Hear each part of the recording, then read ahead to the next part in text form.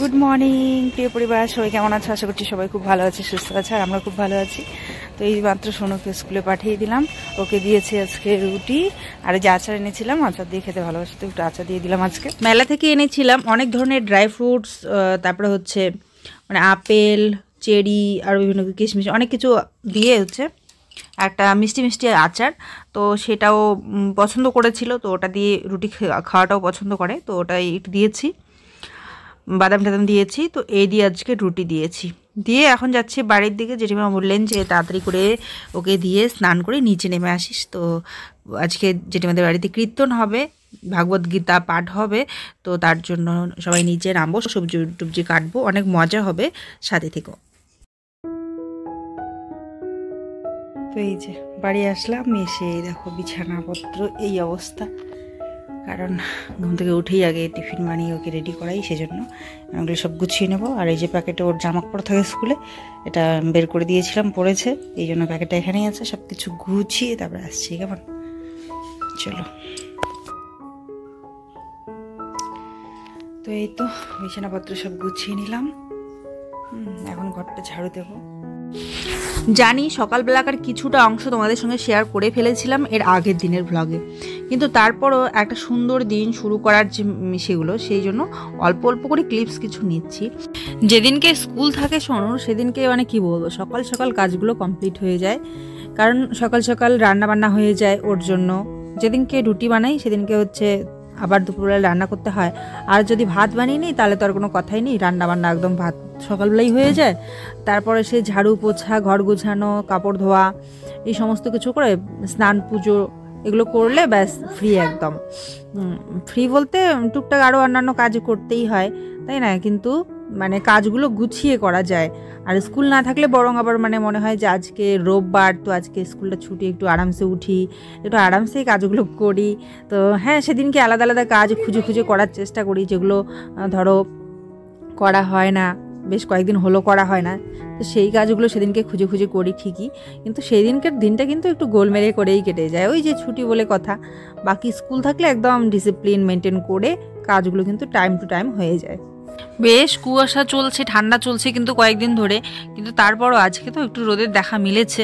আর কাজ করতে করতে যেন একটু গরমটা ধরে গেল, মানে ঠান্ডাটা চলে গেল। তো সেই জন্য আর কি সোয়েটার চাদর ওগুলো সব রেখে দিলাম, কাজ করার সময় এমনি করে করলে পরে বেশি সুবিধা হয়, কিন্তু ঠান্ডা থাকলে তো পড়তেই হয়, ঠান্ডা থাকলে এগুলো না পরে আমি কাজও করতে পারি না ঠান্ডাতে। তো এই যে মপটা, এটা কিন্তু খারাপ হয়ে গেছে, খুলেই যাচ্ছে, তো একটু ছিঁড়ে গেছে আর কি, যেটা আটকে রাখা হয় সেটাই ছিঁড়ে গেছে, ওটা সেলাই করলে আবার ঠিক হবে।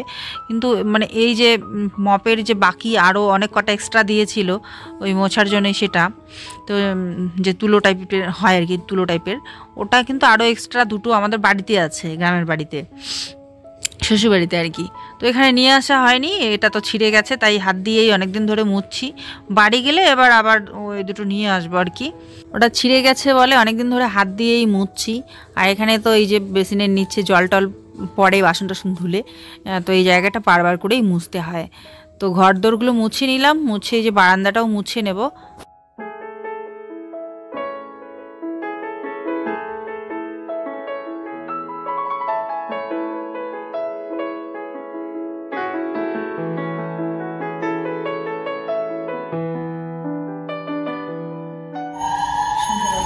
শুরু হয়ে গেছে, চলো আর ঘরটা গোছানো কমপ্লিট হন, ফট করে স্নানটা করে নেবো, স্নান করে আসছি। আর হ্যাঁ, স্নানের আগে কাপড়গুলো মেলে দিই, এই যে বাকেট কাপড় তো হয়ে গেছে আমার।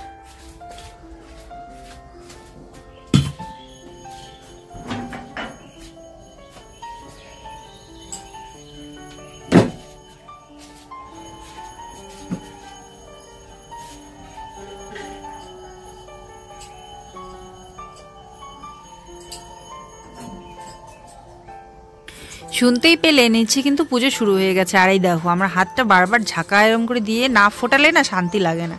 সবসময় যে মোবাইল খুঁজে খুঁজে এডিটিং এটা ওটা, তারপরে হাত দিয়ে তো সারাক্ষণ কাজ এটা ওটা করতেই থাকতে লাগে, তাই না? হাতগুলো তো কখনো চুপ করে থাকে না, যে জন্য হাতগুলো না মটমট মটমট করে। তারপরে এইবার একটা করে ঝটকা মারবো, ফটাস ফটাস করে ফুটবে, তো তারপরে একটু শান্তি লাগবে, আবার কিছুক্ষণ পর আবার মটমট করবে, আবার ফোটাবো। তো এইরকম করেই আর কি দিনে সারাদিনে যে কতবার ফোটাই তার কোনো ঠিক ঠিকানা নেই। ওদিকে উলুধ্বনি শুনতে পাচ্ছি, মানে পুজো শুরু হয়ে গেছে, তাই কিন্তু আরও ঝটপট করে আমি কাজগুলো করে নিচ্ছি। তো কাপড়গুলো না ধুয়ে দিলে শুকাবে না, এগুলো তো স্কুলের জামা কাপড়, কালকে আবার লাগবে।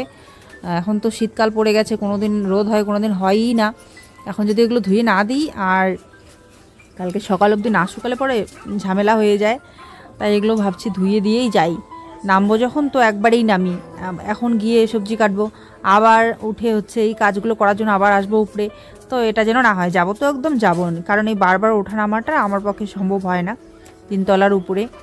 আর এই দেখো কোমরটা ওইভাবেই ফোটাবো একটু পরপর, এই কাপড় ধুলাম না, লেগে গেছে।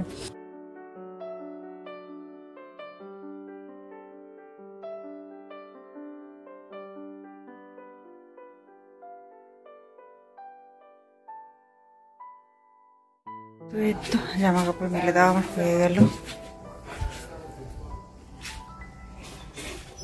চলো এবারে স্নান করবো, স্নান করে তারপরে আসছি।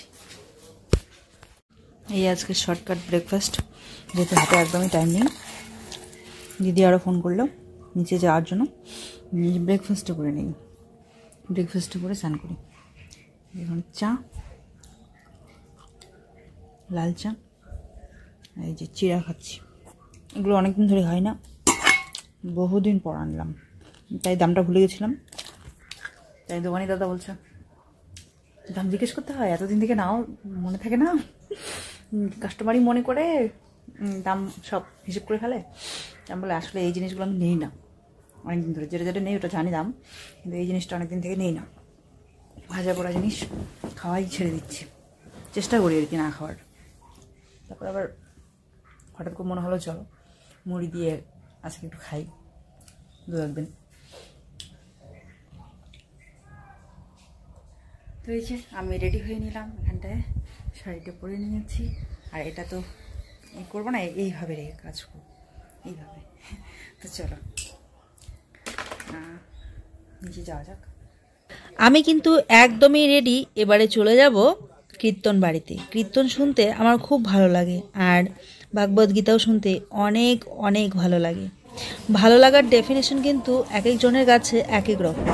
ভালো থাকার জন্য সৎ পথে যেটুকু, মানে তুমি যেটুকু করলে ভালো থাকবে, সেটাই হচ্ছে ভালো থাকা। আমার ক্ষেত্রে সবার প্রথম তো ভাগবত গীতাকেই আমি ক্রেডিট দেব। এই গীতা আমি যেদিন থেকে পাঠ করেছি বা মন দিয়ে শুনেছি, চেষ্টা করেছি আর কি, পুরোটা তো পড়াটা বা পুরো মাহাত্ম্য বোঝার আমাদের মতো অধম সন্তানের হয়তো সেরকম সাধ্য নেই, কিন্তু যতটুকু বুঝেছি জীবনের মাহাত্ম্য আর কি, সেখান থেকে আমি বুঝি যে ভালো থাকতে কিভাবে হবে, কিভাবে বাঁচতে হবে, কোনটা ঠিক কোনটা বেঠিক একটু একটু করে বুঝতে শিখেছি। আরও অনেক কিছু জানার বাকি, শেখার বাকি। ভালো থাকা মানে কারো কাছে হয়তো সেটা গান শোনা, কারো কাছে ভিডিও দেখা, কারো কাছে সেটা সাজগোজ হতে পারে, কারো কাছে হচ্ছে এক এক রকম হতে পারে, তাই না? আর আমি তো সাজগোজ মোটামুটি বাড়িতে যখন থাকি তখন তো পাগলের মতোই থাকি, কিন্তু মাঝে মাঝে একটু সাজতে ভালোবাসি। ঘরে থাকলে ওই ক্রিমটা অ্যাপ্লাই করি, এটা করব অবশ্যই। আর হাত মুখ ধুয়ে পরিষ্কার পরিচ্ছন্ন থাকবো, ক্রিম ট্রিম অ্যাপ্লাই করব, আর চুলটা আঁচড়াবো, ব্যাস এতটুকুই। কিন্তু ধরো কোনো কিছু শর্ট টর্ট বানাবো, কোথাও গেলাম, তখন একটু সাজতে আমি ভালোবাসি, তো আমি সেভাবেও ভালো থাকি। আর আমার হেয়ার হাইলাইট করা, হেয়ার কাট, এইসব আমি অনেক আগে থেকেই করি, আজকে নতুন কিছুই নয়, অনেক বছর হয়ে গেছে। আর সাজগোজের উপর কিন্তু মানুষের ব্যক্তিত্ব বিচার করা যায় না, মানুষটা কীরকম সেটা তার পার্সোনালিটি, তার ব্যক্তিত্ব, তার ভিতরের মনটা কীরকম, তার উপরেই বিচার করা যায়। যাকে এবারে আমি নিচে চলে আসলাম, আর তারপর দেখো এখানটায় কিন্তু সবাই শাক বাছতে শুরু করেছে। তো প্রচুর শাক আছে, শাক হবে। আসলে কি বলতো, গুরু এসেছেন আর কি। ছোটোবেলায় দেখেছি আমাদের বাড়িতেও যখন গুরু আসতেন, বাবা অনেক যত্ন করে, পরম যত্ন করে গুরুদের, বাবা জেঠুরা সবাই আর কি গুরুদেরকে সম্মান করতেন। তারপরে হচ্ছে চরণ ধুয়ে ওনাকে সেবা যত্ন করা, তারপরে কিন্তু গুরু আবার রান্না করতেন, তারপরে সেই প্রসাদ আমরা নিতাম, তারপরে হচ্ছে কীর্তন টীর্তন হতো, ভগবদ্গীতা পাঠ হতো। তো এগুলো আমার দেখা আর কি, বাড়িতেও হতো। তো আজকে জেঠিমাদের বাড়িতে কিন্তু গুরু এসেছেন আর কি। তো এখানে শাক বাচ্ছি সবাই মিলে।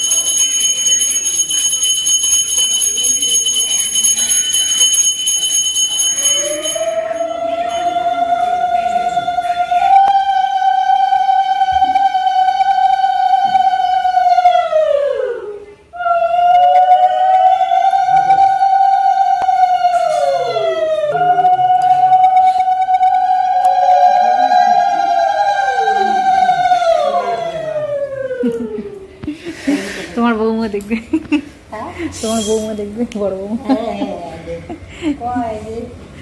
ভালো হয়েছে মা, সব দেখতে পারে, ছাদটা বাড়িতে দেখতে পারি, ছাদে কি কি কেমন ফুলগুলো কেমন হয়েছে, বাড়ির লোক। যাই হোক মন ছাড়া দূর থাকলে বাড়ি দেখি, আমার অনেকদিন থাকলে দেখে মনে হচ্ছে বাড়িতে কেমন আছে। সমবেত সাধুগুরু বৈষ্ণব এবং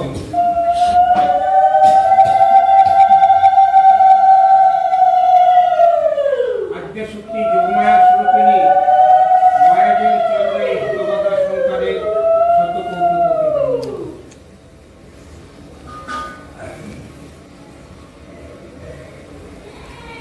আমি অতীব মূর্খ, তাতে বিদ্যাহীন বুদ্ধিহীন ভজন শূন্য দেহ,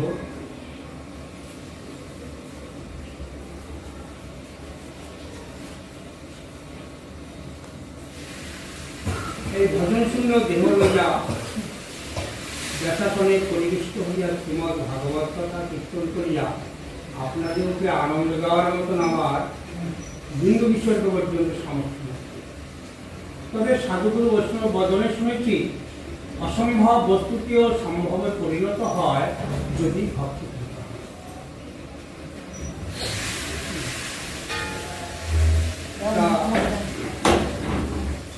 তাই ভক্ত চরণে আমার শত কোটি কোটি দণ্ডবোধ রইল। আজকে আমরা যতজনে এই ভাগবত আসরে উপস্থিত হয়েছি বা অংশগ্রহণ করেছি, আমরা ভাগ্যবান। কারণ ভগবান ভাগবত রূপেই সামনে রয়ে গেছে। আজকে চৈতন্য চৈতন্যকে কৃষ্ণদাস কবিরাজ মহাশয় লিখিত করিয়াছে,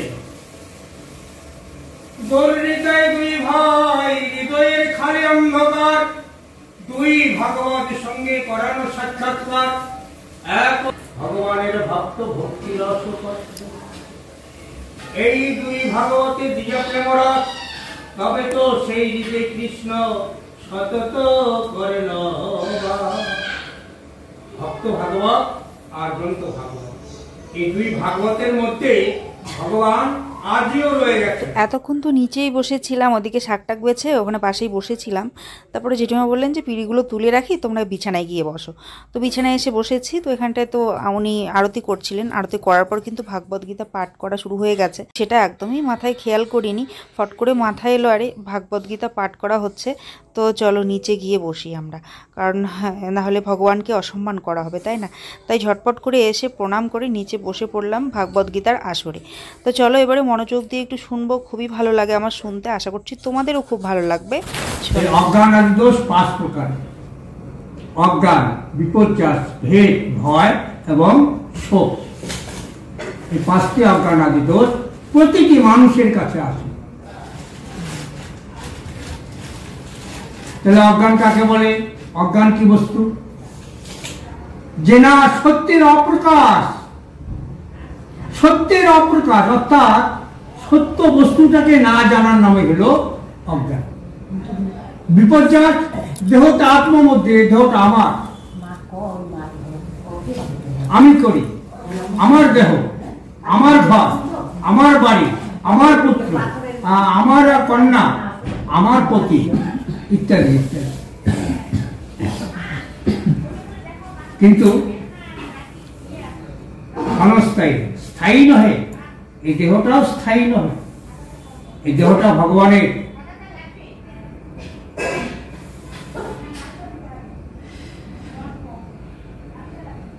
তারই সব।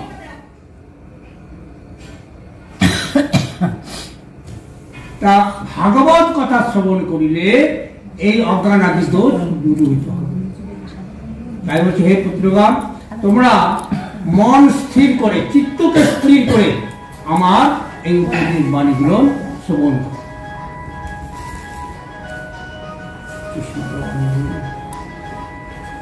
পুত্রগণে সম্মতিয়া ঋষভ সুজন, সবার সমক্ষে বলে মধুর বচন, সংযত করিয়া সবে কহিলেন বাণী, মন দিয়া শুনো মোর উপদেশ খানি। হে পুত্রগণ, তোমরা মন দিয়া আমার এই উপদেশ বাণী গুলো শোনো, শ্রবণ করো।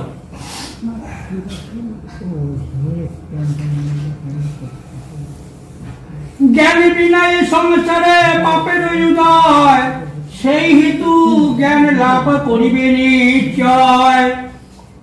জ্ঞান বিনা এই সংসারে পাপের উদয়, যার জ্ঞান নাই সে পাপ কর্ম করবেই। জ্ঞান নাই তো কোনটা কাজ করলে ভালো হয়, কোনটা কাজ করলে মন্দ হয়, কোন কাজটা করলে পাপ সঞ্চয় হবে আর কোন কাজটা করলে পাপ পূর্ণ হবে, এটা কোনো জ্ঞানই না। অতএব হে পুত্রগণ, তোমরা জ্ঞানী হবে, জ্ঞান লাভ করো।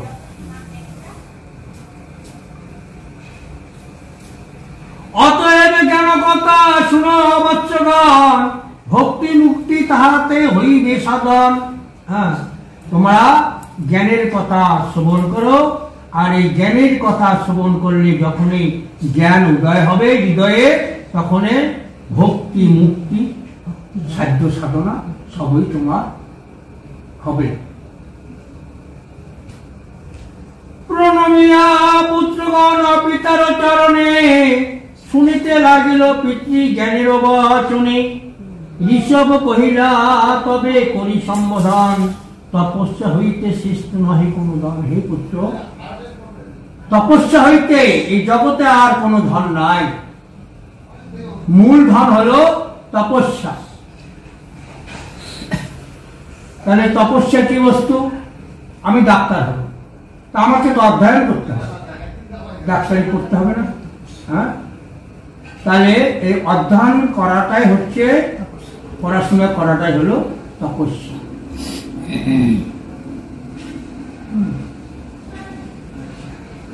মানব জন্ম লবে মানব নিশ্চয়, তপহীন হইলে তার হীন গতি হয়। হওয়ারই কথা। আমি যদি লেখাপড়া না করি, চাকরি যদি না করি, তাহলে আমার হীন কাজ, অর্থাৎ খারাপ কাজ করতে হবে। 100 বেটা হয়ে গেল, আমার বেটা কার? হ্যাঁ, 100 বেটা পিকার না, কান্দারি 100 বেটা হিসাব দেবে, হিসাব দেবে ভগবানের। ভগবান একবার ঋষভ নামে এই ধরাধামে জন্মগ্রহণ করেছিল, করিয়া 100 জন পুত্র সন্তান সৃষ্টি করিয়েছে ঋষভদের। পুত্রগণকে স্থায়ীভাবে সমবেত করে বসায় বলছে, হে পুত্রগণ, তোমরা আমার এই উপদেশ বাণীগুলো শ্রবণ করো। তোমরা জ্ঞানী হও, জ্ঞান হইলে তোমরা পাপ কাজ করবে না, পুণ্য কাজ করবে জ্ঞান হলে। তা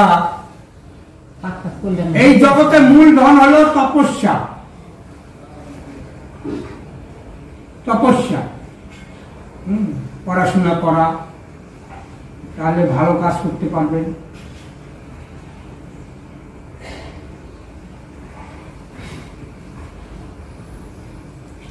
আর যদি তপহীন হও, অর্থাৎ তপস্যা না করো, তাহলে তোমার হীন গতি হবে। সবারই তপস্যা শুদ্ধ তত্ত্ব হয় উপার্জন, তাহাতে বিশুদ্ধ হয় জীবের জীবন। হ্যাঁ, তা লেখাপড়া জানলে তার জ্ঞান হবে, কোনটা ভালো কোনটা মন্দ বুঝতে পারবে। হ্যাঁ, বিশুদ্ধ হইলে মনে সংসার ভিতরে, নাহি পড়ছে পাপ তাপ তাহার অন্তরে। নারীগণ প্রতি মুগ্ধ সংসার কারণ, যেই মুগ্ধ তার বিচা জীবন কারণ। শুকুর সমান সেই সুখ বোধনায়, সংসারেতে দুঃখ ভোগ করে সে সদাই। শুকুর যেমন ওই ময়লার মধ্যেই শোয়, ময়লায় মনে করে যে এটা আমার স্বর্গসুখ, শুকরের মতো। তা আমরা শুকরের যেমন আহার আছে, বিহার আছে, মৈথুন আছে, মানুষেরও কিন্তু আহার আছে, বিহার আছে, মৈথুন আছে। তা আমরাও যদি ওই সংসারের মধ্যে থাকিয়া গোবিন্দের নাম ভুলে যাই, মায়ায় মুগ্ধ হয়ে মায়ার লাথি খাইতে খাইতে, হ্যাঁ হ্যাঁ মায়াতেই এত লাথি খাচ্ছে, মায়ার লাথি কত যে খায় ইয়ত্তা নাই, তবুও মায়াকে আমরা ত্যাগ করতে পারি না। আর মায়াই কিন্তু হলো সাধন ভজনের বৈরী।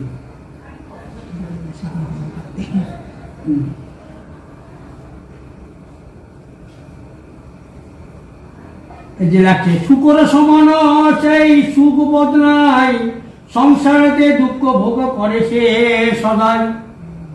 দুঃখই পেতে হয়। মোহতেজি দৃষ্টি যাবে হইবে সমান, কর্তব্য ভাবিয়া কর্ম করো জ্ঞানবান। কর্তব্য অপেক্ষা শ্রেষ্ঠ ভাব আর নাই, সেইভাবে সংসারে থাকিবে সদাই। জীবেরও যাহাতে হবে অবেদ দর্শন, কিংবা ঈশ্বরতে যার সৌহার্দ্য স্থাপন। মায়া মোহ তার চাই করিবারে নাচ, মনেরও একদা গতি সংসারে প্রকাশ। অর্থাৎ তোমরা মায়া মোহ ত্যাগ করিয়া, ত্যাগ করার নাচ একমাত্র সাধু সঙ্গ, ভক্ত সঙ্গ, ভাগবত কথা শ্রবণ, কৃষ্ণ কথা কীর্তন, কৃষ্ণ ভক্তের সঙ্গ। এই হলেই মায়া মোহ অভিমান মান লজ্জা ভয় ঘৃণা মান কুল সব নাশ হবে। দ্বারা পুত্র পরিজনে যদি থাকে মন, কার সাধ্য সেইভাবে হেরে নিরঞ্জন। দ্বারা পুত্র পরিবারের প্রতি যদি মন থাকে, তাহলে অনাদি আদি গোবিন্দের স্মরণ নেওয়া, তার সান্নিধ্য লাভ করা অতীব সুকঠিন। যখন সংসার প্রীতি হইবে বিনাশ, তখন ঈশ্বর প্রেম হইবে প্রকাশ। রিপু ইন্দ্রিয়ে জীব হলে অনুগত, পাপ কর্মে মতি তার যায় অবিরত। ইন্দ্রিয় সাধনে নার হইয়া তৎপর, পাপেতে আসক্ত অতি শুন গুণধর। হ্যাঁ, ইন্দ্রিয় সাধনে নর হইয়া তৎপর, পাপেতে আসক্ত অতি শুন গুণধর। তাহলে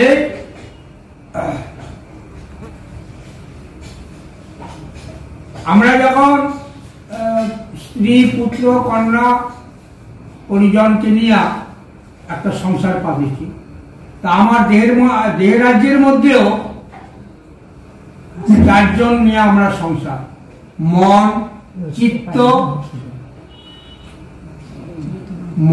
চিত্ত দেহ আর অহংকার, অভিমানের অহংকার, এই চারজনকে নিয়ে সংসার।